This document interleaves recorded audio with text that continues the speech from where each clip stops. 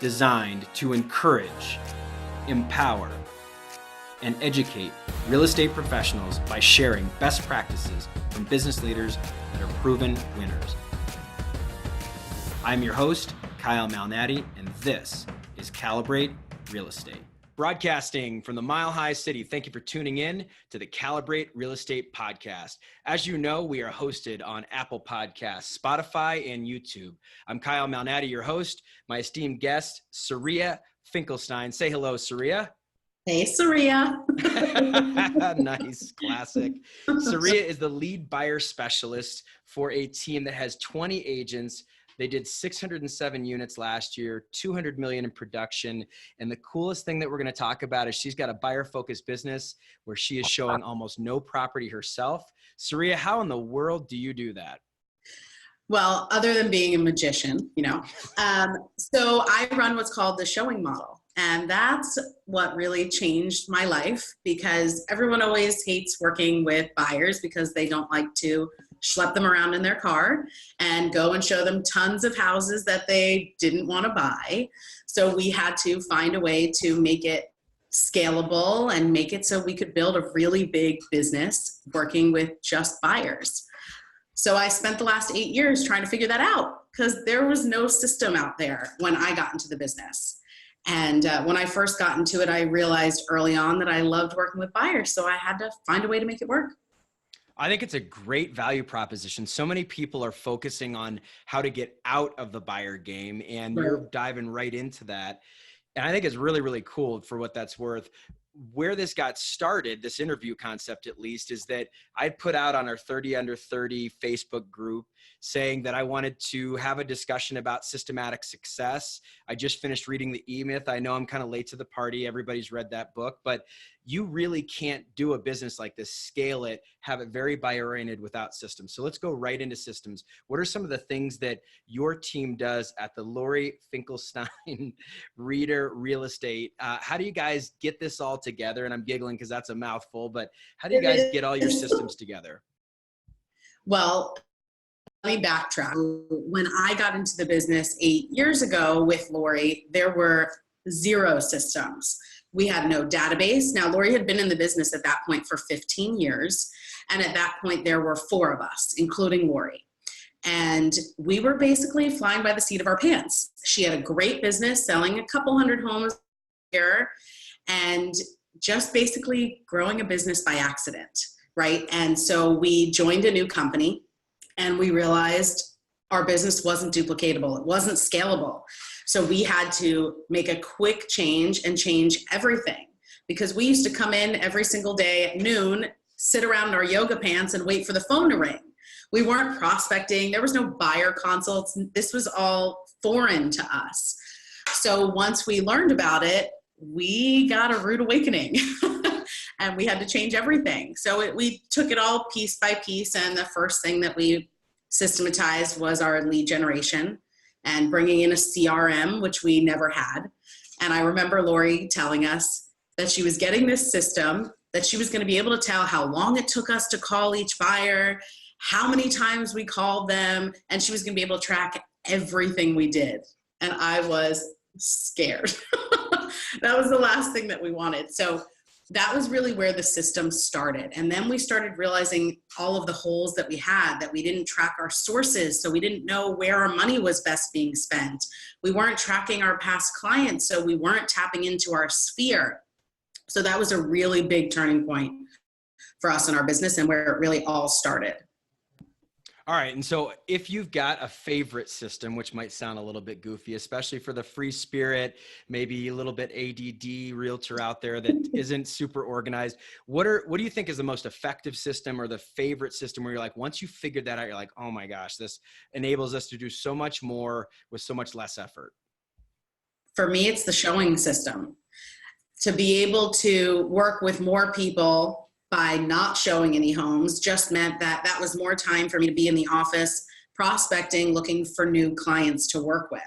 So I really trained myself that if I'm out showing homes, my business isn't moving forward. That's business I already have. I needed to find a way for my business to keep always moving forward. And the way to do that was to leverage out the showings. Now, when you leverage out those showings, what does that look like? Do you have, do you have a whole team of people that are out there doing showings for you? And then how in the world, we're all control freak extraordinaires as high producers, and you don't get to be Realtor Magazine 30 under 30 in 2017 by not, having some sort of control over your system. How do you do this? How do you scale it and still feel like you've got a control over the system and that your clients don't feel like they're somehow cast away to maybe someone who's a lesser producer, maybe someone that's not as effective as you are?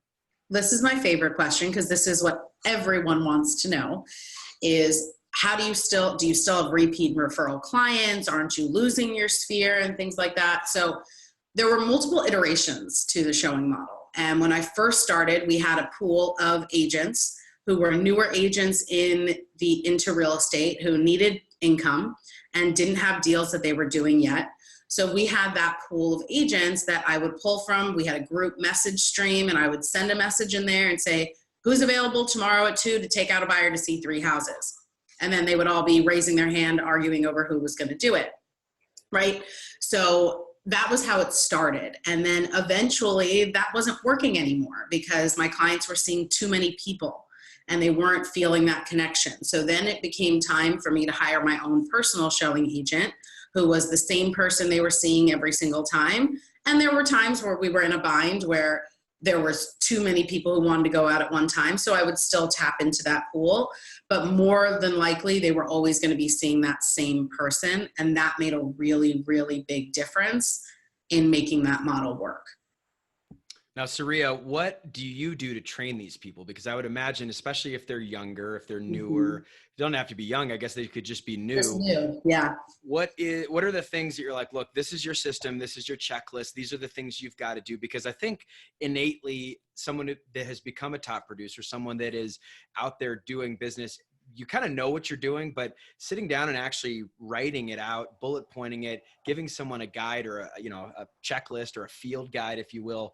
What are some of the things that you're talking to your new showing agents so that they're effective, even though they may not have as much experience? So we start off by me going back into production and me going out to show them homes and them shadowing and we let the clients know exactly what's happening so that they're open to a training portion of the showings where I can stop and turn to her and say why I said something. So we go through that, and then once I feel comfortable with them going through the showings, understanding what to say, and more likely than not what not to say, more importantly, right? Then they would go with me to inspections. They would go with me to appraisals and all of those things so that they could really learn the day-to-day, what that was going to look like, what I expected of them. But the most important thing is the communication. Because first of all, if you don't know what you want from them, they're not going to know what to do. But the part where a lot of people fail at the model is they don't have constant communication with that showing agent, right? So when they're out going to show the homes, they go out with the buyers, they don't report back to the realtor, and then the client calls the realtor and you have no clue what's going on. You don't know about anything about the houses, and that's where it breaks apart. So for me, there's no such thing as too much information. I want to know, did the house have a smell? What did it smell like? Was there a leak in the second bedroom? Like, I want every single detail, because as soon as they're done, I'm going to pick up the phone and call them. And I'm going to say, oh my God, I heard that second house smelled like dog. Whoa. Right. So that they feel as if I was still there. Nothing is skipped. No beat is skipped, because when you don't have that, it makes it much more difficult. Now, the other thing that people always say is, well, how can you negotiate? My clients need me to be there for them to go see the house. So my question to you is, are you forcing people to buy houses that they don't love? Because it's not about you, right? We as realtors, we have huge egos. We've got our faces on everything. You can put it on a pen. You can put it on a water bottle. Anything you can put a face on, we're going to put our face on it, right? So we tend to think that it's all about us, and that's just not the reality. So for me, it's all about the script. It's all about how you present it to your client for them to be okay with it. Just like anything, you present it in a good way and they're like, oh, this is awesome. I have a concierge service of someone who's going to take me to go see homes whenever I'm available, and it's not about my realtor schedule. Who's going to say no to that? Right? So it's just how you portray that information. It is not about you. Whether I see the house or not means nothing. I can negotiate for them. I am not there to point out, this is the kitchen and this is the bathroom. I'm worth way more to my clients than that. And it's just showing them that in my first consultation and getting them on board.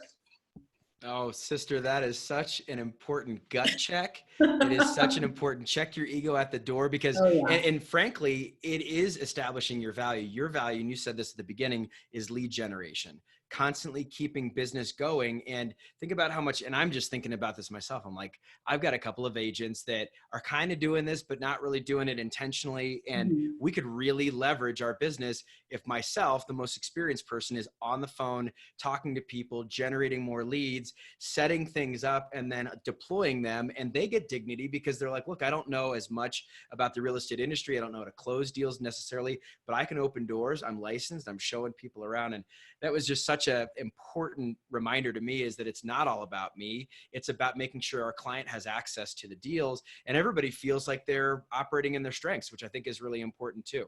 Yep, absolutely. When has this broken down for you? You mentioned it a little bit with, making sure that the person really understands and doing that on the job training. But as they start to go out in the field without you, when have you seen this broke down? I know that you said that communication is critical, but what are some of the traps to be aware of?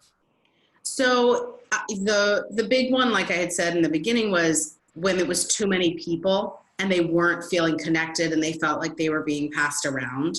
That was difficult, because people always ask, when do you bring on a showing agent? Like, how do you know that it's time, right? So it's not a specific unit number. I can't tell you, once you hit 24 units, you're ready, right? It's a personal thing.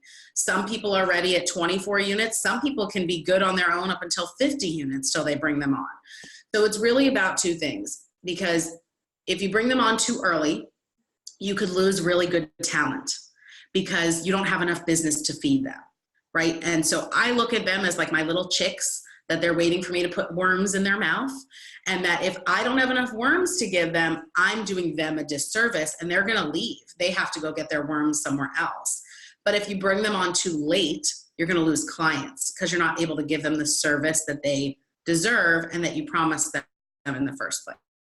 So it's being very real with yourself and really looking at, is this the right time for me to do it? Don't just bring someone on just to say that you have a showing agent. That doesn't work. You've got to make sure that you've got the business and you're ready for that person because they depend on you. So when I made my first hire, it was, I need to be ready that if I can only afford to pay one of us, they get paid, not me. And you have to be really ready for that commitment before you bring on that hire, whether it's an admin or it's a showing agent. You've got to be ready for that and to become selfless at that point. Okay, I've got two follow-up questions. I can imagine that this can go a bunch of different ways. Okay, so first, you just mentioned pay. I can imagine that there's probably, it sounds like maybe a base plus some sort of bonuses or participation in fees. And without getting super specific, how do you pay these folks? Because you mentioned that at the end of the day, they're going to get paid, not you, if for some reason there's a gap there. So how does that work? So it depends. I've done it a lot of different ways. And one thing that I learned, I talk to a lot of people around the country who run this model. And every time I talk to them, they're doing it a different way. So it's always being ready to pivot and make sure that it's working. So at first I was paying them on a per door basis. That's when I was using the pool. So for every door they opened, they got X amount of dollars. If they showed the house that the buyer bought, they got a bonus at closing. So then the flack that I was getting was, well, then why would they be going for a close? As many homes as they show, they get paid more money, right? So then I had to change up the model a little bit. And I made it so that if they showed the house that they bought, they then could listen in on all of my phone calls for the transaction. They could be copied on every single email so that they could learn what it was truly like from start to finish. So I had to give that knowledge as a benefit at that point. And then they were all dying to be the one who showed the house that they bought so that they had the opportunity to be trained and learned from me, right? So then the next step was when I brought my own person on, and I tried so many different ways. And there was like 4 different ways. If she booked the appointment, but it was a team lead, it was one split. If she booked the appointment, but it was her business, it was another split. If I booked it, there were 4 different splits. And it was just an accounting nightmare. So that ended quickly. And then it became, I just paid them a percentage of every dollar I earned. And that was where I had to check myself at the door, right? Because there are going to be times where they show them one house and I might feel like they didn't earn it. But then there's going to be times when they show them 20 houses, because it happens, right? And they're going to be making that same amount of money. So it all evens out. And what I would tell you is, if you are the person who's going to bring on that showing agent, do not alter that percentage depending on how much work they did. That's how you're going to lose talent. This is a relationship. This is a trust, respect thing here. They earn that no matter what, no matter how much work they did. You have that percentage built in, and they make that regardless. Well, Saria, let's talk about our clients that might do that. I mean, we've all had a deal that has taken, 9 to 12 months to close, and you feel like you should be paid double. And then we've all had a deal where, you strike gold right away, and it's something that gets under contract in a couple of hours or the first day, and you feel like, man, that was easy. Let's do it again.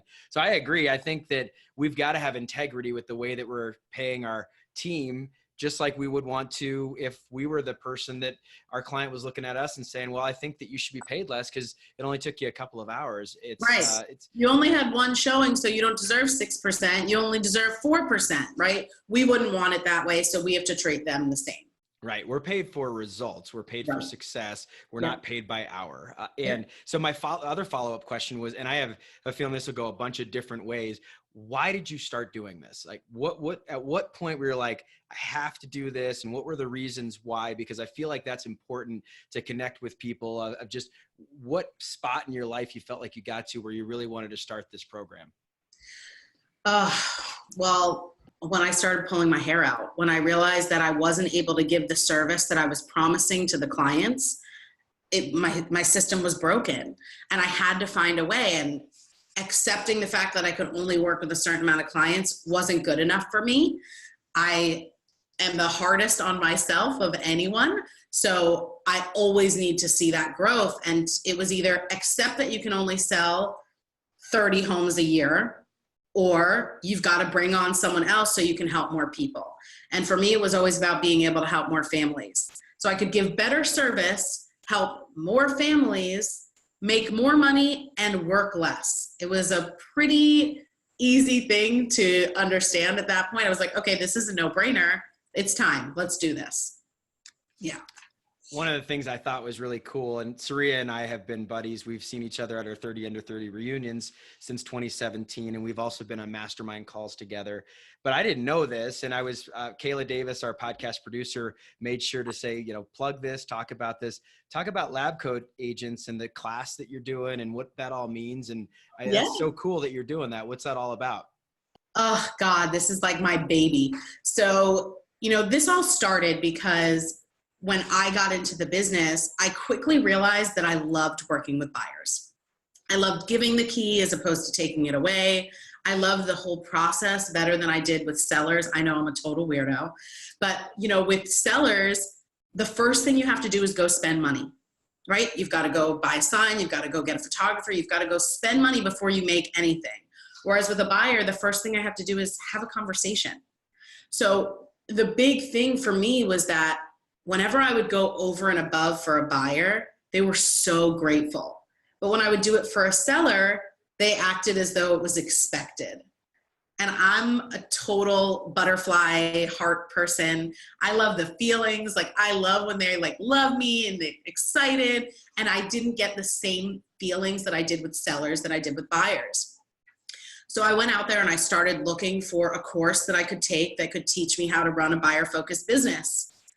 And there weren't any. Every real estate class you teach, that you go to, what do you hear? Those who list last. In order to be successful in this business, you have to be a listing agent.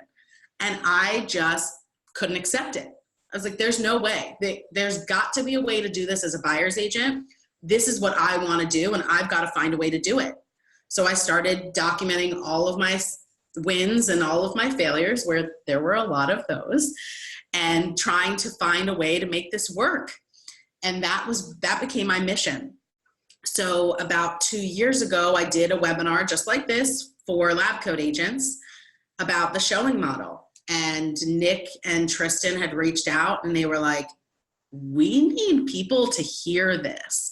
People could be doing so much more business. There's so many people we talk to who love the buyer side and they just don't know what to do. So it was just like this, having a conversation, and that's how it became born. And then it was the year I was getting married and then going on a honeymoon, and all of these things were happening. So life was happening. It took 2 years to build while growing a business.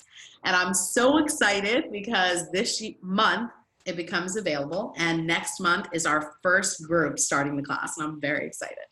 All right. How do people plug in? How do they take the class? How do they learn about it, research it? So first, go become a member of Lab Coat Agents on Facebook. If you're not already, it's the largest real estate group in the world on Facebook. Super, super helpful information, whether you're a new agent or an experienced agent. So you'll definitely be able to find the information there. They're working on the sales page as we speak, and that will be available in the next 2 weeks.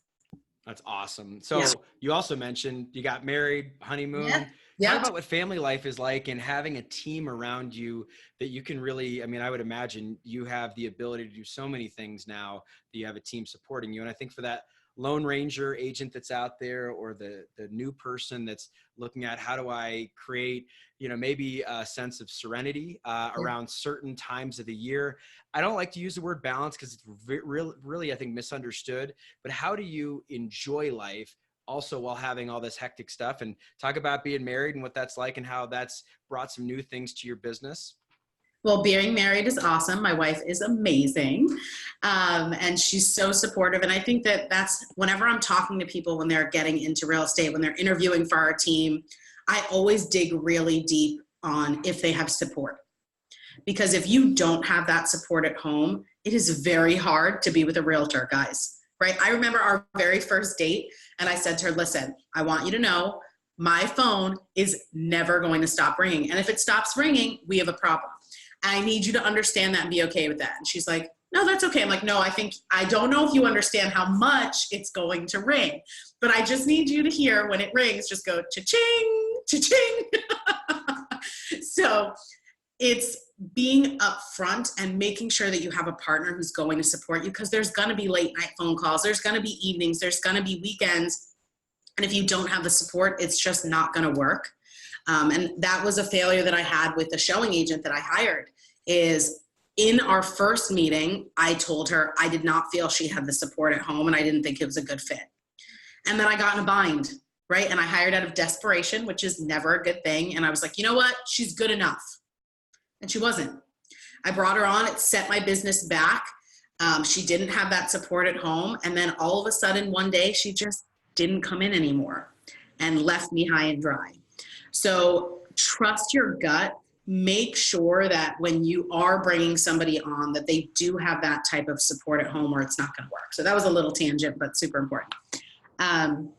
So, she's actually our marketing director for our team. So I brought her into our world, which was very helpful and sometimes annoying, because I come home and she's like, did you make all your contacts today? I'm like, okay, back up. But it's awesome. And it's a family business. So I'm actually a 3rd generation realtor. My family has been selling real estate in South Florida for over 40 years. So I get to work with my aunt and my cousin and my grandma, and it's incredible. You had mentioned our team's stats and everything in the beginning. And last year we were between 15 to 20 agents. And this year we got an incredible opportunity to partner with Zillow Offers. So we are the Zillow Offer partner in South Florida. And now we've got 50 agents and we've got 20 more onboarding, and now it's a very different business, and we're on track to do about 2,000 units next year. So it's really exciting. Holy cow. Wow. Yeah, it's awesome. We were talking about like a 350% growth here. That is insane. And good segue to my next question, but I've got to park here for just a second. One of my favorite speakers and authors is a guy named Chris Hogan out of Tennessee. And he says that your spouse should be your home field advantage. And I think that is just such an incredible shout out to your wife. And I feel that way about my wife, Courtney.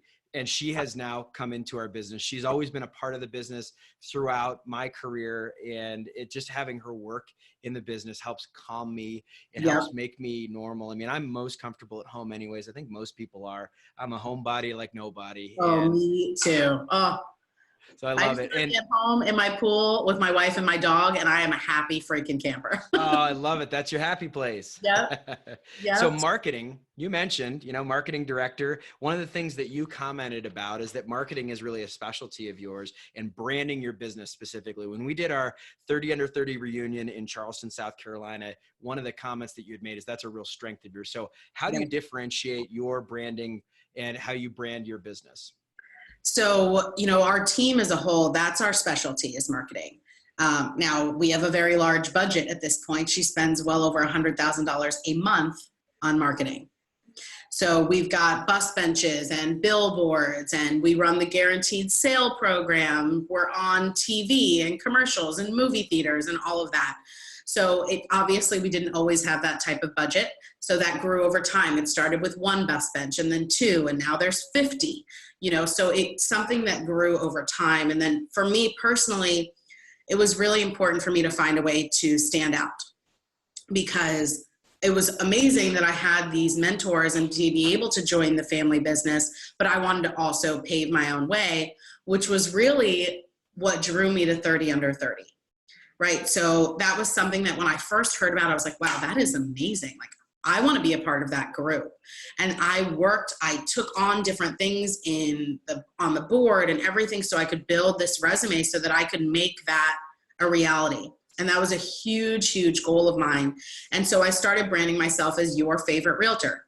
Super simple, not the only one who does it, but it worked for me. It was in my signature. It was in all of my text messages. When I call them, hey, it's your favorite realtor, to the point where whenever I was in a grocery store, someone was screaming across the produce with a lemon in their hand, hey, it's my favorite realtor. So that to me, I wanted to be able to create my own name. Now, even where I'm from, my dad is an elected official. So it was even more so like I needed to be like, hey, look at me, right? Realtors, our egos, like, right? So that was really how it all started. I grew a really organic fan base on social media just by being transparent, telling them what I was doing every single day. On my way to an awesome inspection that's going to be flawless. Whatever it was that I was doing, I was posting about it. It didn't matter if it was my business or someone on my team's business. I was still posting about it because I wanted them to know that if they thought about real estate, they thought about your favorite realtor. So it was just getting in their face. Now, as time's gone on, I don't have to be as in your face because I've already built that, right? But that was built very, very organically in the beginning. I was 22 when I got into real estate. My friends weren't buying houses. So I knew that I had to portray myself as that so that in a few years when there was no one else they were going to call. I love all of that. That's so cool. So I have to know, because branding is super important. And if you're spending $100,000 a month in marketing, there's got to be an ROI. Every business, and saying that I was late to the party reading the E-Myth, but every single business expense should have a return on investment. How do you track that? How do you understand whether the bus bench is working or whether this party's working or what? How do you know what works and what doesn't work? So that was something we struggled with for a really long time, because it was just, I just know you guys, you're everywhere, and sometimes we still do have that challenge where we're like, well, how did you hear about us? They're like, what do you mean? Your face is everywhere. I know about you you've been on bus benches since I'm a kid, so it can sometimes be challenging. Through the CRM that we use, it's easier because if it came from a website, it's easier to track that. But whether it came from the billboard or it came for the bus benches, that is where it becomes a little bit more challenging. Now, I do know that some people, what they do is they have a different phone number on each. So they have a different phone number on bus benches and a different phone number on the billboard. But we decided not to go down that path. But the best part about being on a team is I don't have to track that stuff. I don't need to know that information. They do it for me, and I just have to do the parts of the business that I love, which is buyer consultations and going to closing. And that's it. And prospecting. I love it. That's your one thing, and you're going to stick to it, stay in your strength. Yep. So systematic success, I completely agree. And all of this, as my head is swimming, I just love it because I want to share it with my team, share it with our audience, obviously. Okay, we've got some questions we ask everybody. Sure. And now that we've gotten really, really specific, let's talk about how and why you got into real estate in the first place. Obviously, you're a generational realtor, but what about the real estate industry attracted you to say, this crazy business is going to be my life? I mean, realistically, I had zero clue what being in real estate meant. I just wanted to hang out with my aunt and my grandma. That's very real, right? And I came in my first week and I said, so Aunt Lori, how much money do I make per week? And she laughed in my face. And so I literally had no idea, didn't know any of it. It was a complete starting from the bottom. Now we're here, right?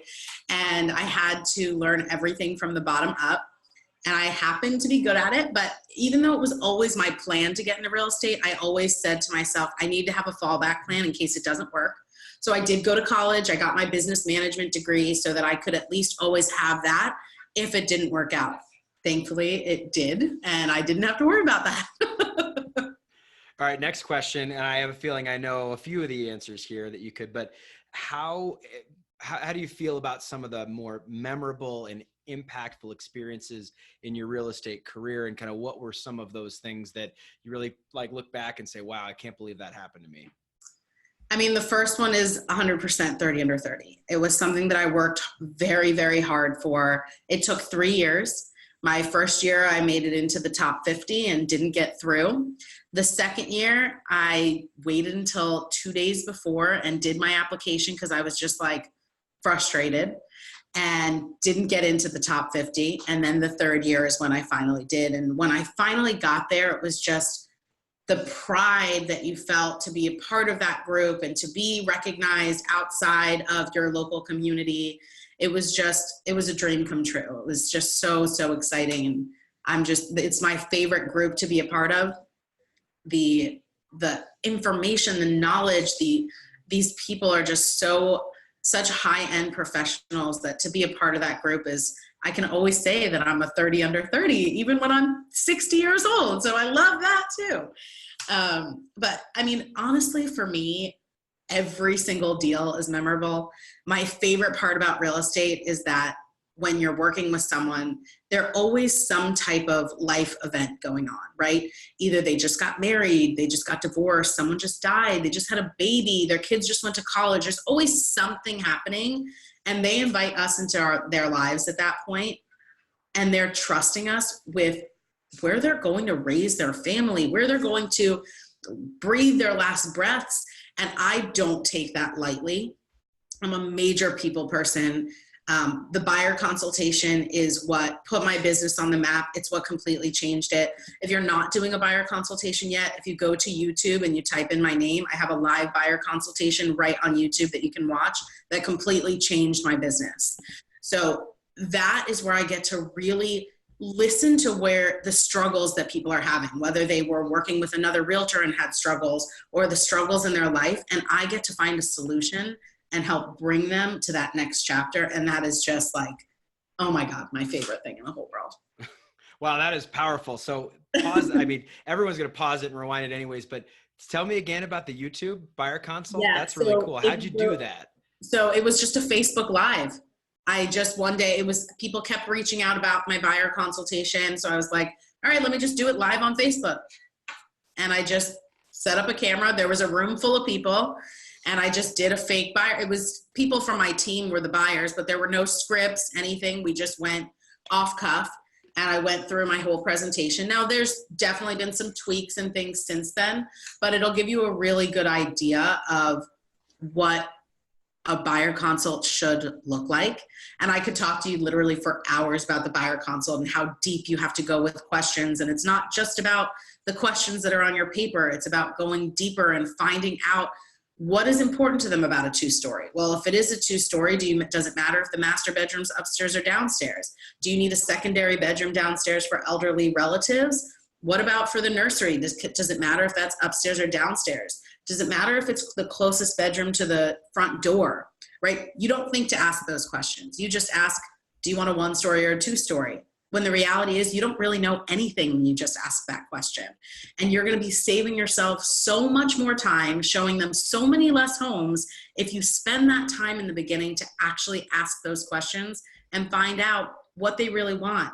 Because the reality is most of them don't know what they want until I ask those questions. And then they look at each other and they're like, I don't know. What do you think? Right? So then you get them thinking and you get to figure it out together and you become a part of the process, and it's just awesome. So if you go to YouTube and you type in Saria Finkelstien, I promise there isn't another one, you will be able to easily find it.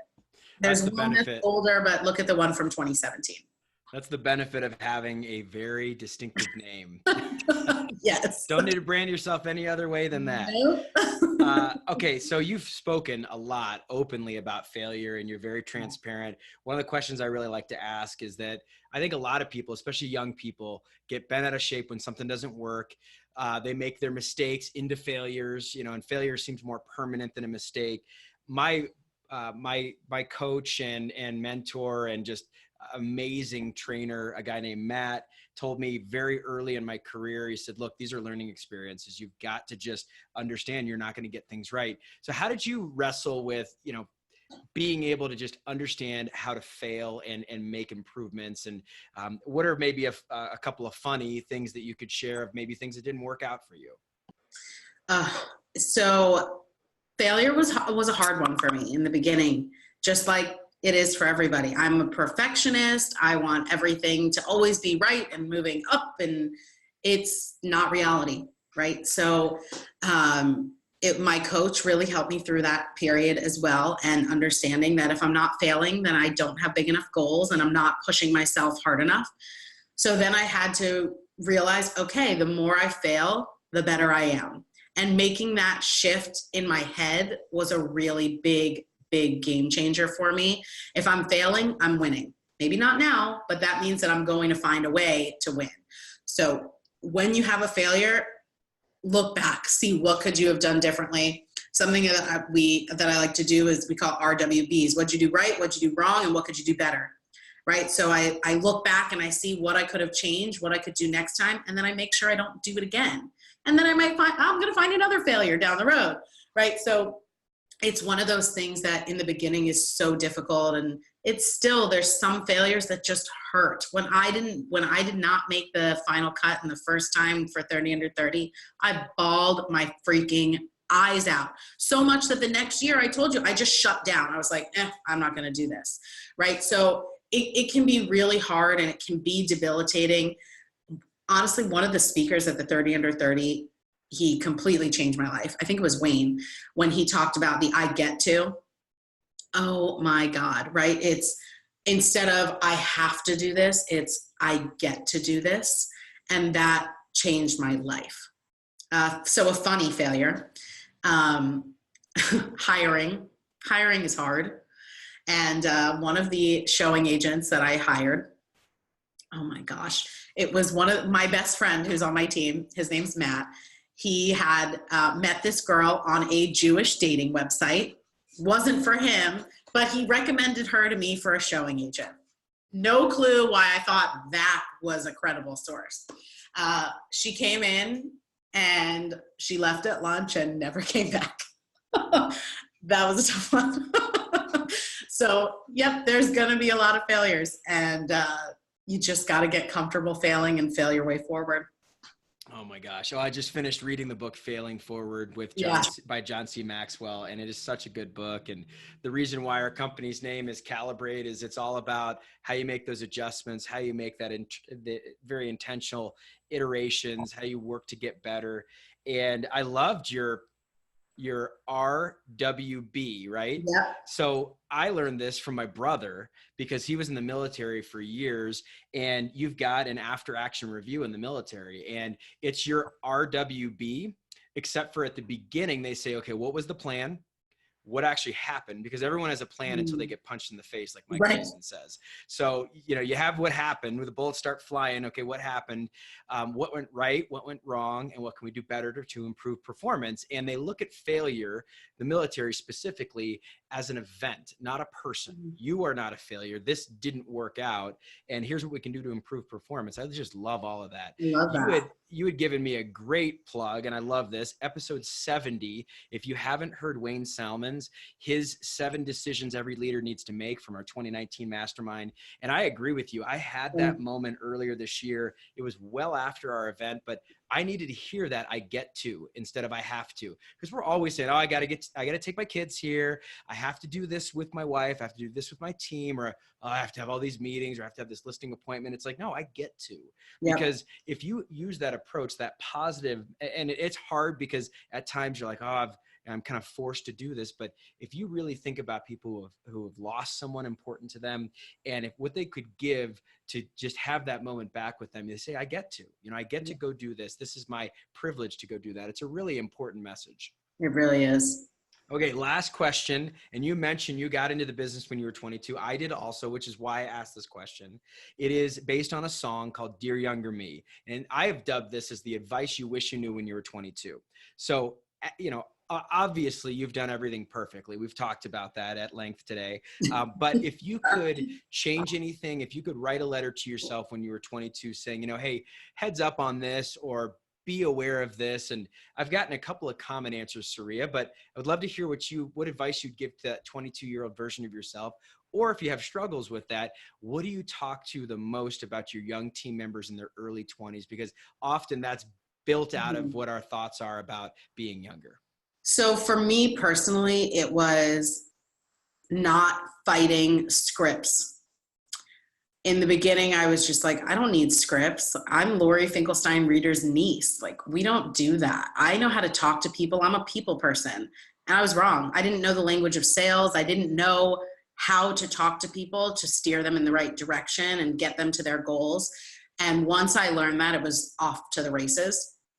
I practiced my scripts every single day for a minimum of 30 minutes to an hour until I perfected them and became a master at my scripts. So that to me was a huge. And then also I didn't track my numbers for the first